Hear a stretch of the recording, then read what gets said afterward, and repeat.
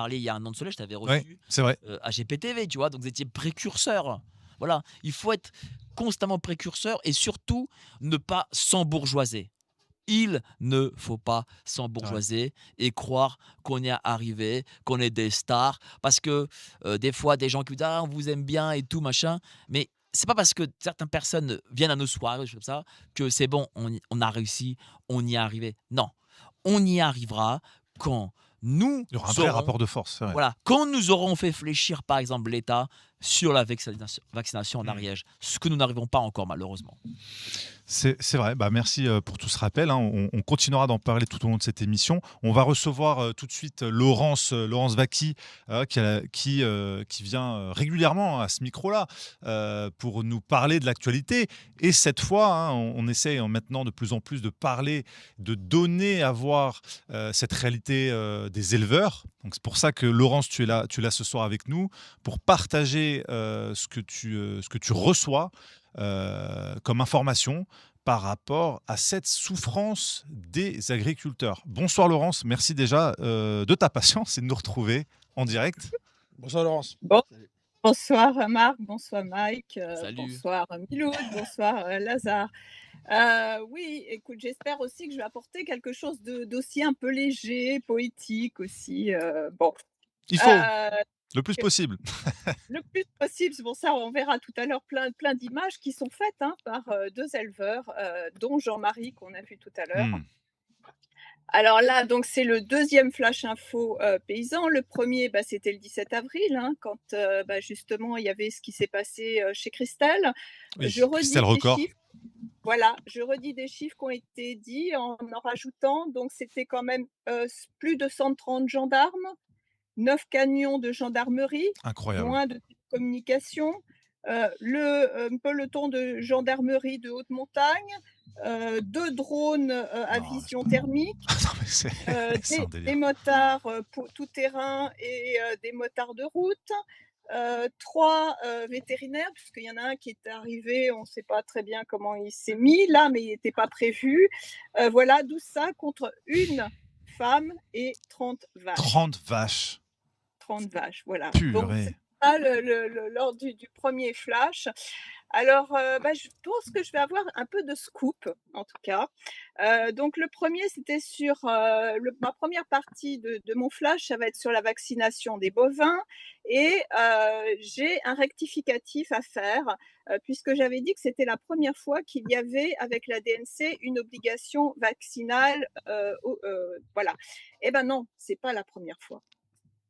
Donc là, il y a Fanny Fontin, qui est éleveuse en Saône-et-Loire, dans le Mmh. 71, qui m'a envoyé des messages en me disant: «Mais alors, en fait, dans les années 2008, il y a eu ce qu'on appelait la FCO, Qu'est-ce la que c'est? fièvre capitale ovine.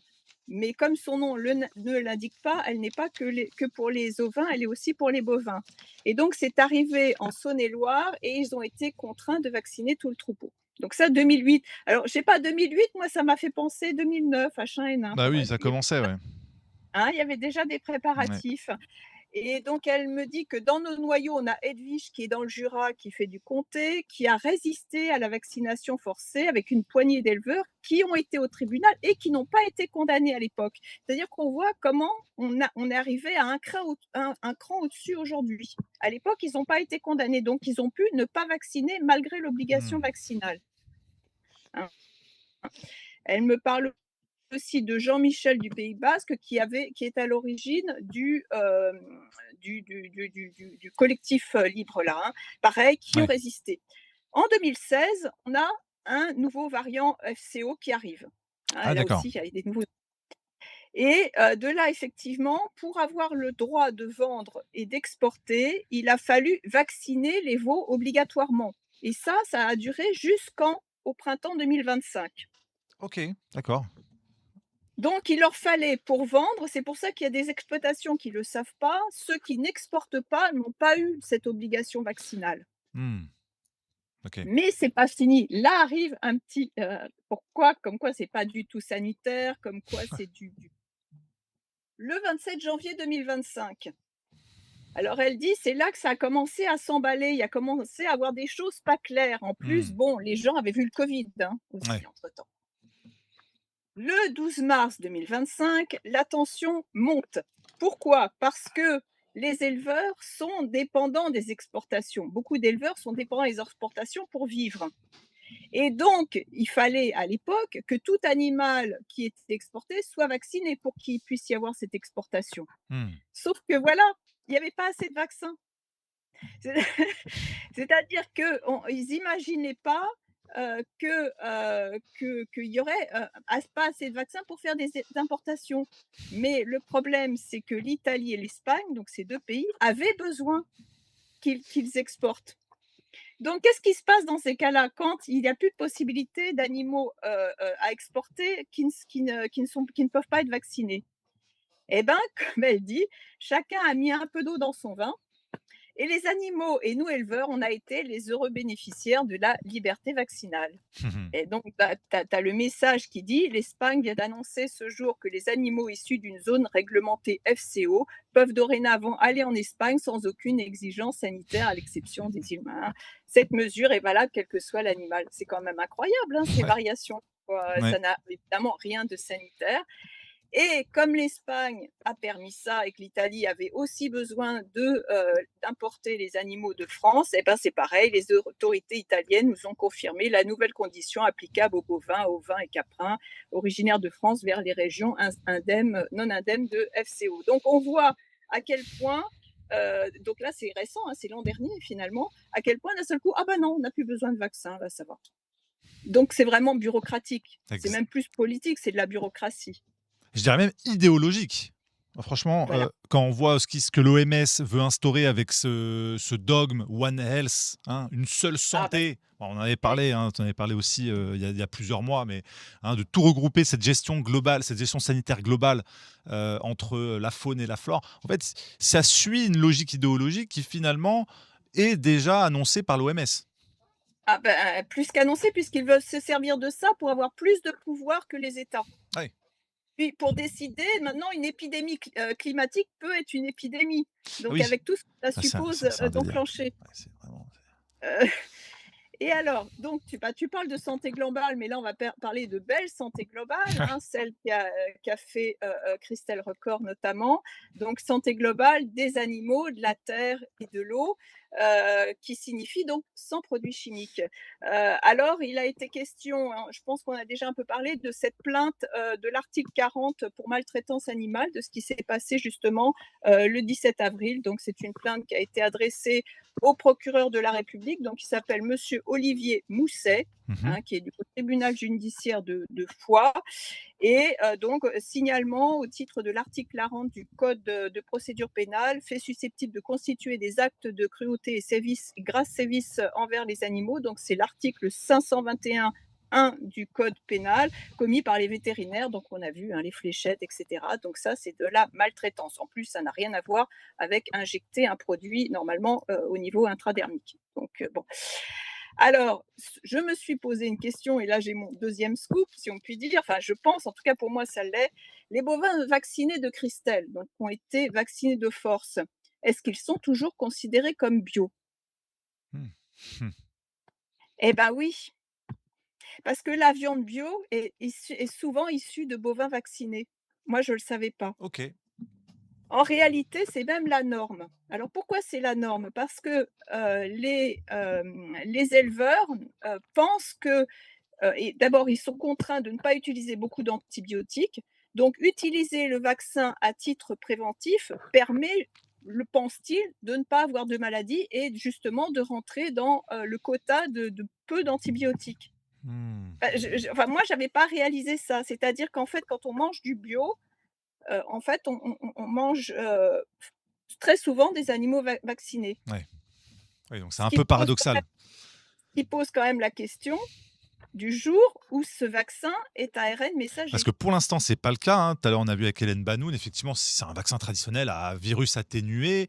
Donc, normalement, pas de risque pour la consommation de la viande. Mais comme on l'avait vu avec Jean-Marc Sabatier, dès que c'est ARN messager, d'ailleurs, dans les canards, hein, ils le font déjà, Ouais.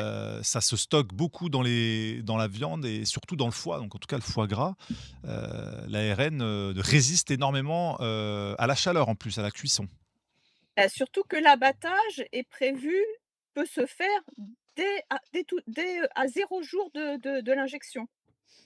Ouais, donc aucun intérêt, Donc ça c'est veut une dire folie. que Ouais, on est au l'animal, pic. Ouais, a vraiment le produit, qui vient d'être injecté, qui est dans sa viande.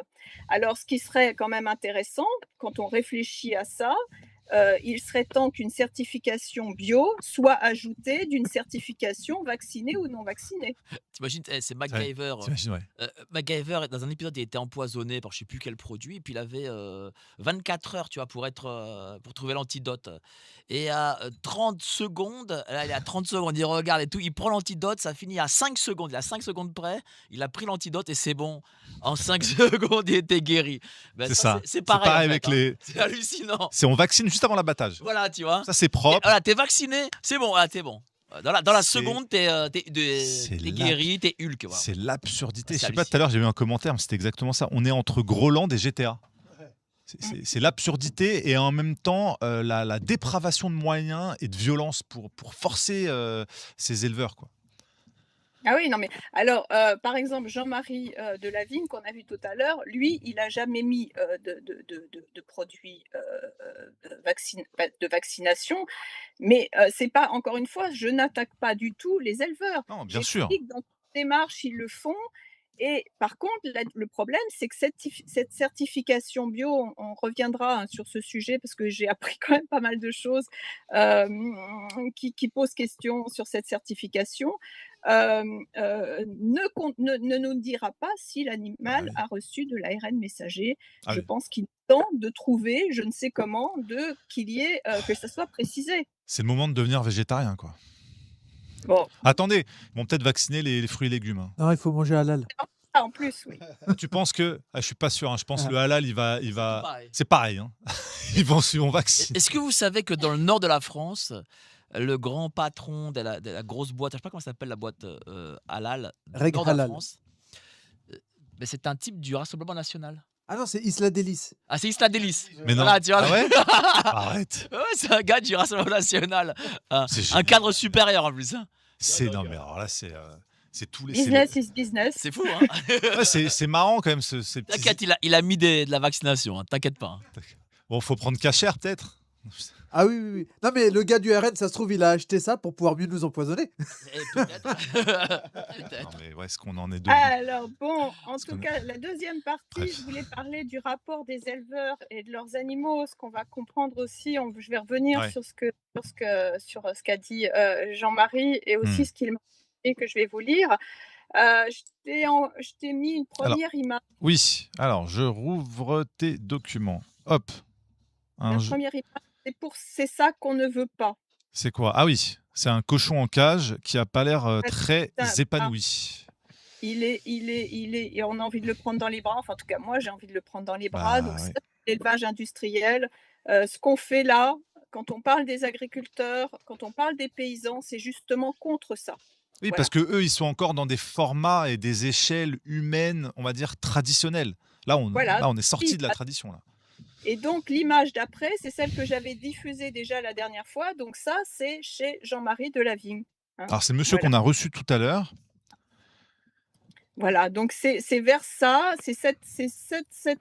parce que c'est vrai que c'est parfois pas très compliqué de comprendre comment on peut soutenir, des éleveurs, et dire qu'ils adorent leurs animaux, mais C pourtant c'est le cas. C'est vrai que c'est difficile, hein, pour beaucoup, hein, même les gens qui mangent de la viande, hein, de se dire: «Bon, il y a encore un rapport à l'animal chez les éleveurs qui peut être sain et qui peut aussi provoquer un attachement». C'est pas juste des gens qui sont ravis de foutre leurs bêtes à l'abattoir et de les maltraiter.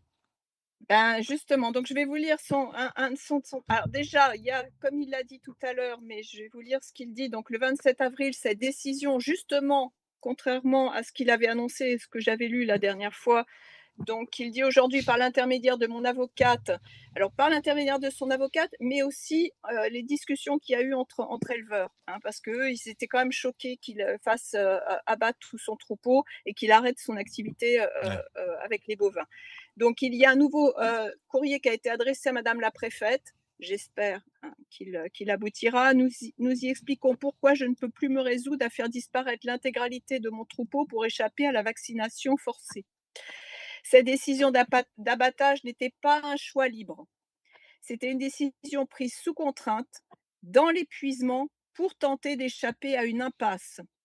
Une décision de détresse, pas une décision d'éleveur. Je demande aujourd'hui qu'un peu de temps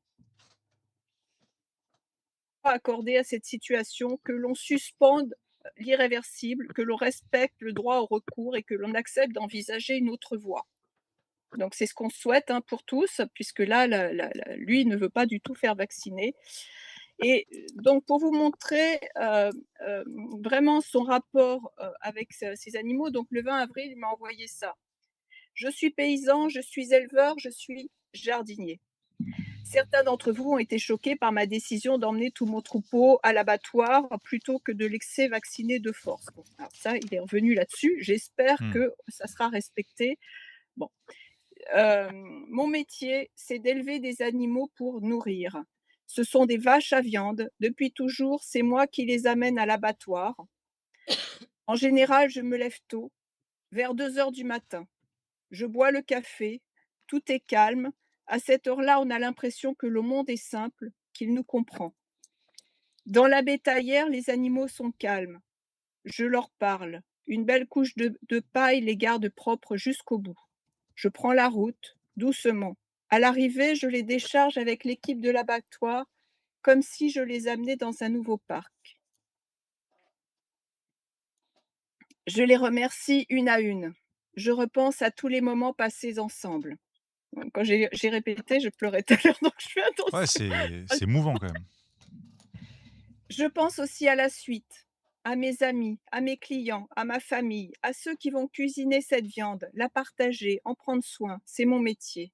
C'est une finalité. La viande, c'est de l'herbe et du foin métamorphosés, juste ça, avec de l'eau de source. Quand mes animaux sont vivants, je fais tout pour qu'ils aient la plus belle vie possible. Les veaux restent avec leur mère, c'est pas le cas en Indus. Les animaux sont dehors, sur des pâturages, avec des arbres, des haies. Les vaches gardent leurs cornes, elles sont sciées en industriel. Ouais. Les brebis gardent leur queue, elles sont pas coupées, elles sont coupées en industriel. J'ai toujours travaillé dans le respect de ce qu'ils sont. Amener mes animaux à l'abattoir, ce n'est pas les trahir, c'est aller au bout de mon métier avec respect. L'élevage continue dans l'assiette, savoir d'où vient la viande, qui a élevé les animaux, comment ils ont vécu. Ce que je refuse aujourd'hui, ce n'est pas la mort de mes animaux, c'est qu'on leur impose une intervention que je juge injuste. Je préfère les accompagner dignement jusqu'au bout plutôt que de les voir subir cela. Je suis fière de pouvoir vous proposer une dernière fois cette viande de montagne, donc il est donc de Haute-Savoie, issue d'animaux élevés simplement, sans produits de synthèse. Je suis en agriculture biologique depuis toujours, non pas pour le business, mais parce que cela me semble être la norme du vivant. Pendant un temps, il y aura plus de vaches à la ferme. Bon, bah là, les vaches, il en reste, comme il nous a expliqué tout à l'heure. Mais je reste paysan avec mes 250 brebis et leurs agneaux sont là. Mes ânes veillent, mes cochons fouillent le parc. On avait vu la dernière fois les images. C'est mon métier. En tant que je serai vivant, je l'exercerai avec respect pour les animaux, la nature et les êtres vivants. Voilà, c'est ces gens-là que nous soutenons. Hein. C'est un message fort. Hein. Oui. Donc là, on a les images qu'il m'a envoyées, de nouvelles images de ces vaches. Voilà, donc ça c'est en Haute-Savoie, donc les vaches de Jean-Marie de la Vigne. Voilà. Donc ils mangent vraiment de l'herbe. Ça change des usines et des grosses industries. Hein. Voilà. Et alors, celles d'après sont de Fanny Fontin, donc qui m'avait envoyé le mail pour faire le rectificatif. Et donc elle me les a envoyées ce matin en me disant une phrase. Alors elle va m'écrire un texte, ils vont être plusieurs à m'écrire un texte et j'ai trouvé ça très bien en termes de conclusion aussi. Les paysages néanmoins sont ceux de notre territoire ou celui des vaches, car ici le territoire, c'est les vaches. Voilà, donc là on a les veaux. Je sais pas, il restait encore des images dans. Non, alors Non, la ah dernière, oui. voilà, et la dernière, c'est celle de ce matin, donc c'est un petit Ah oui. veau qui est né, donc pour le 1er mai. Voilà. «On vient de sortir», a dit son conjoint, voilà. Bon, le post-scriptum, par rapport aussi à ce que m'a dit, Nicolas Bouvier, je rappelle par rapport à la cagnotte et j'ai envoyé le lien aussi à Milou tout à l'heure. Yes, effectivement. Tu peux. Je le Ouais, mets dans le chat. ouais, on va le partager évidemment Donc et voilà, donc qui a commencé aujourd'hui cette cagnotte, donc celle de Sophie, c'est terminé. Donc c'est monsieur Frédéric Reynaud. L'objectif, c'est 50 000 €. Alors donc, là, je parle de ce que m'a transmis, ouais. Nicolas Bouvier. Je l'ai rencontré, il est très bien, très brave et plein de bonne volonté. Pas de 5G, pas d'injection, de la vente directe au Biocoop demandée aux Ouais. particuliers. Il a le Linky imposé, mais je lui ai trouvé quelqu'un pour saturer les ondes. Merci pour lui, dit Nicolas Bouvier qu'on avait au début de l'émission. Et je voulais dire aussi, donc j'ai aussi envoyé Miloud par rapport à l'adresse de Nexus, des mails, parce que souvent, les gens à qui j'ai parlé me disent on n'a pas de mail pour que les gens nous, Oui. nous, nous écrivent. Donc l'idée, donc que je t'ai dit, Marc, tu m'as dit donc journaliste at Oui. nexus.fr, on peut le remettre dans le chat, je l'ai On pourra envoyé à mettre, voilà, Milou. si vous avez Ouais, c'est bon. des témoignages ou des informations à nous partager sur ce sujet et d'autres également, mais évidemment là on parle des agriculteurs, c'est sur journaliste au singulier @nexus.fr et Et on essaiera de relayer le maximum alors pour d'informations. simplifier pour Christelle, quand c'est vraiment sur les paysans, bon après peut y avoir marqué autre chose, mais mettre dans l'objet «Soutien à nos paysans». Comme Ouais. ça, dès qu'il y aura soutien à nos paysans, on pourra, d'ailleurs je crois que je te l'avais marqué, Oui. aussi, Miloud, Ouais, c'est vrai, je confirme. que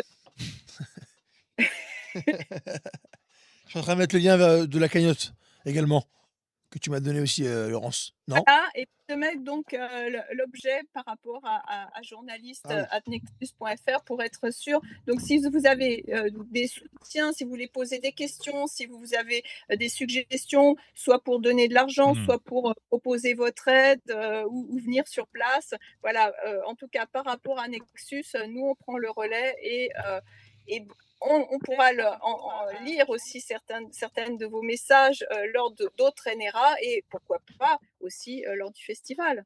Exactement. Mais il y aura évidemment toute la place aux associations collectives et à certains éleveurs qui seront là pour nous partager soit leur situation, soit des solutions, hein.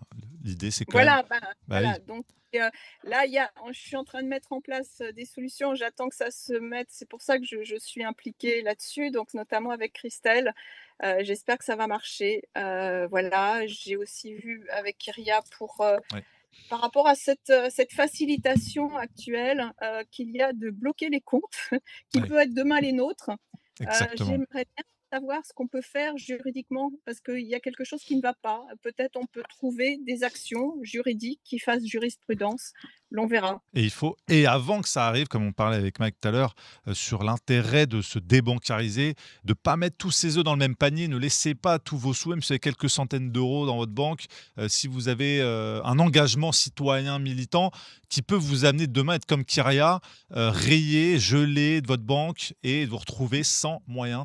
Donc évidemment, faut éviter de leur Déjà, laisser. il y a une chose vis-à-vis de l'URSSAF, Ouais, rien que ça. faites des chèques. Vous leur dites: «Non, je vous paierai». Non mais véridique, hein, parce que l'URSSAF, se sert, Et sur se faire vos direct banques, hein, hein. sur les comptes. Hein. Donc vous pouvez faire des chèques. Alors c'est un peu plus chiant, c'est vrai, c'est du travail et cetera. C'est comme payer en Heu, cash le maximum voilà, on peut. ne permettez pas à ce que l'URSSAF vienne collecter directement, chez vous parce que, des fois, ils vous prennent je ne sais pas combien. Alors parfois, ils vous prennent plus. C'est vrai que parfois ils rendent, mais c'est pas toujours le Non.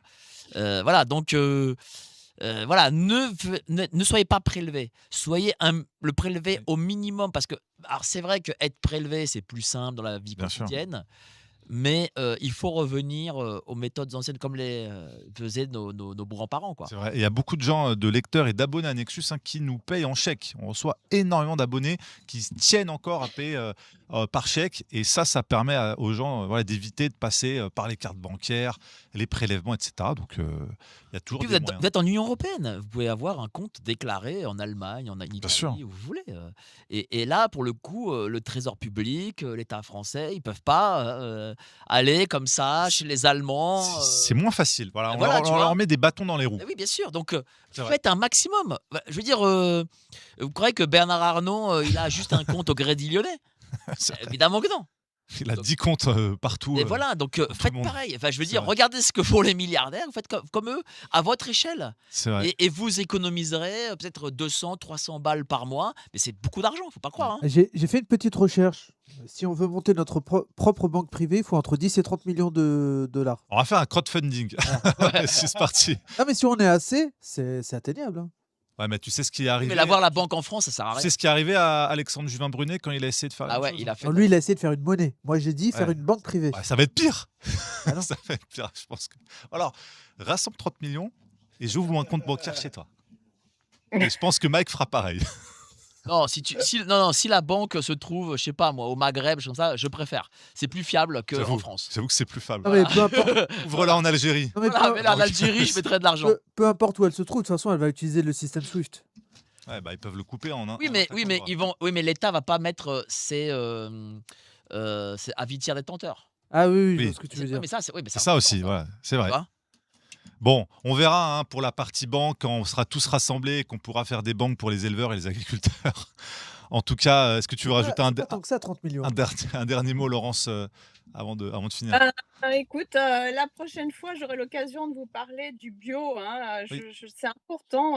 Je crois qu'il y a une idéalisation de cette certification qui permet des choses qui n'ont pas de sens. Les quelques exemples que j'ai eus, je suis vraiment impatiente de vous les Bah, communiquer. tu nous les partageras la semaine prochaine Voilà. en plateau. Oui. La semaine prochaine, je fais ma chronique déjà. Mais voilà. Enfin bon, on verra. Il y a beaucoup de choses à dire. En réalité, les éleveurs, ça nous permet aussi d'apprendre ce qu'il y a dans nos assiettes. Hein. C'est vrai. Et c'est important ce qu'il y a dans l'assiette. Souvent, c'est ce qui explique ce qu'il y a dans la tête. C'est prouvé, ça Et aussi, scientifiquement. Et puis, encore une fois, de ce qui est prévu, de ce qu'on comprend, c'est qu'en fait, chaque pays deviendra un territoire avec une seule culture. C'est Donc, vrai. on ne pourra jamais être autonome. C'est ce qu'ils sont en train de mettre en place. Peut-être qu'en France, on sera quoi? Qu'est-ce qu'on nous fera récolter uniquement comme produit? Enfin, c'est quand même très inquiétant. Très inquiétant. Bah, c'est le moment et c'est le moment important de pouvoir se mobiliser là-dessus et essayer de sensibiliser les gens autour de nous qui mangent ou pas de la viande ou qui s'intéressent de près ou de loin à ces sujets-là. Bah oui, Parce que... moi, je mange pas de viande. Mais c'est vrai qu'en Mais, plus, toi, ça ne te concerne pas directement. ben oui, mais si, parce Mais que si, justement. Ouais. la maltraitance des animaux qui qu'engendre cette production industrielle, et qu'aussi je ne comprends pas, ça aussi on en parlera plus tard, mais je ne comprends pas que des associations de défense des animaux ne se soient pas plus mobilisées là-dessus, Hmm. hein, parce que on attend aussi qu'ils viennent là-dessus. C'est quand même très très important. Hmm. Merci beaucoup Laurence. On te retrouve la semaine prochaine. Merci hein, pour ces témoignages et ces informations que tu nous as relayées hein, pour soutenir et pour mettre la lumière sur cette situation des agriculteurs. On te souhaite une excellente soirée. On te retrouve évidemment le vendredi 8 mai. Ouais. Oui, mais bonne soirée à vous. Merci Laurence. À très Ciao. vite. Salut.